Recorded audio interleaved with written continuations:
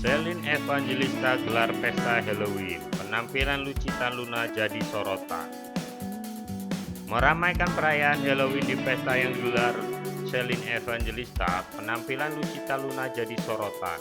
Hal ini karena penampilan Lucita Luna saat hadir di pesta yang digelar Celine Evangelista berhasil membuat netizen salah fokus hingga ada yang menyebutnya seperti ular kobra. Diketahui penampilan Lucita Luna saat hadir di pesta yang digelar Celine Evangelista menirukan satu di antara karakter dari film Avatar produksi Hollywood. Tampak totalitas artis 33 tahun ini mengenakan kostum biru. Wajahnya serta tubuh Lucita Luna pun dilukis menyerupai tokoh Avatar. Begitu pula dengan properti yang ditentengnya.